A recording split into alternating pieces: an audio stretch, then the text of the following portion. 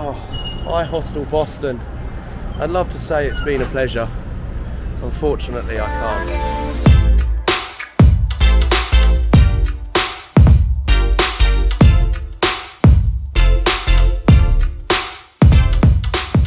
2, 3 or 4 hours of sleep is probably all I got last night. Let's just say I'm not the happiest this morning. It's a great shame because the Hi Hostel here in Boston is a fantastic hostel. You can tell they really know what they're doing. The beds are comfortable, the pillows comfortable. They even have a free included breakfast, which is something I've never seen in a hostel before. I was staying in a bunk with 6 other people. Of course, 6 other people means 5 other opportunities to be kept up at night. And of course, I have to stress, this is not Hi Hostel's fault. At about 4:30 this morning, I was awoken by the horrific sound of someone chucking up all of the food that they ate yesterday, and it was not pleasant. Myself and a guy called Paul from Ireland, we felt we had to help. We felt we didn't really have a choice. This was the most horrendous sound of vomit you have ever heard, running on about 2 hours of sleep. I had to help, we had to help. We put him in the recovery position. We gave him like a bucket and made him like cuddle the bucket. At this point we were panicking, we wasn't sure whether to contact reception. Of course we didn't want to get him into trouble. It was his fault, but it wasn't his fault. Of course he didn't mean to get sick all over his bunk bed. After the whole episode we just covered up the bucket with my sheet for my bed, so of course you can imagine didn't help with getting any sleep afterward.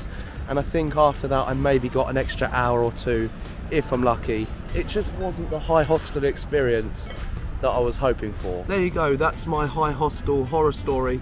I may not feel too good about it this morning, but I know that's a story I'm going to tell for many months to come, many years to come, because of course hostels is where I'm going to be staying and living in now for the next few years.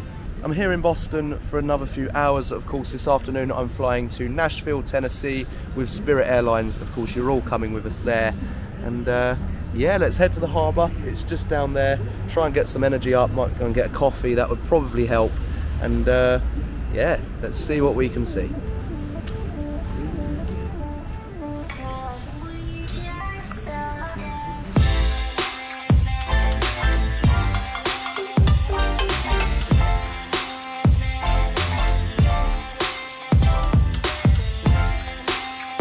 Behind me you can see the Boston Tea Party Museum. In 1773, 340 crates of tea were thrown into the harbour as a sign of, I guess, political disrespect, which ultimately led to the American independence in 1776. Unfortunately, we haven't got time to do the museum tour today, as we've got to get to the airport in approximately 2 hours. But if you're in the Boston area for $40, that's an activity that you can participate in.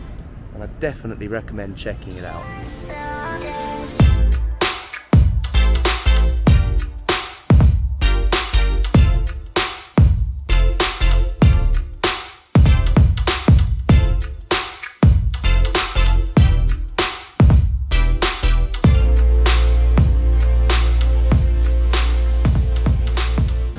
We haven't stayed here, we haven't paid to get in here, we haven't even snuck in here. We spoke to the concierge on the bottom floor. He just said press R and go up, and that's where we are. And this view that we've got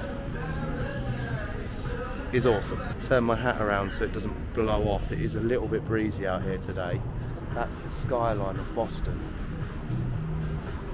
It's just fantastic.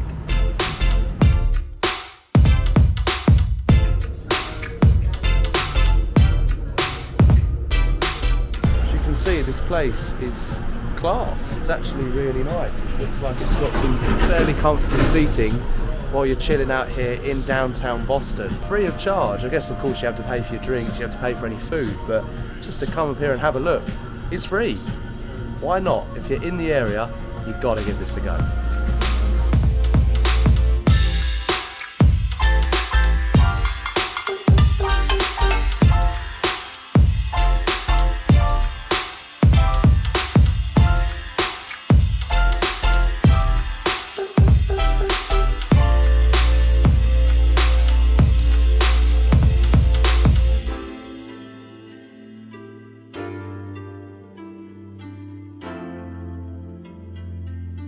dying moments of our time here in Boston.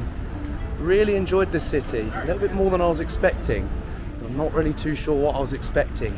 It is a little bit smaller than I was expecting, but it's just as nice as I thought it would be. It's very clean, people are lovely, and the sights are amazing.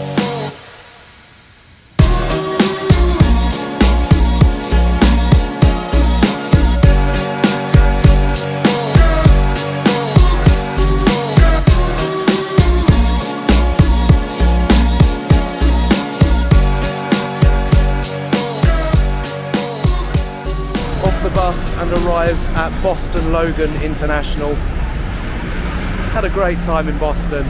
It's been really nice and I definitely will be back in the future. Guys, I'll see you next time.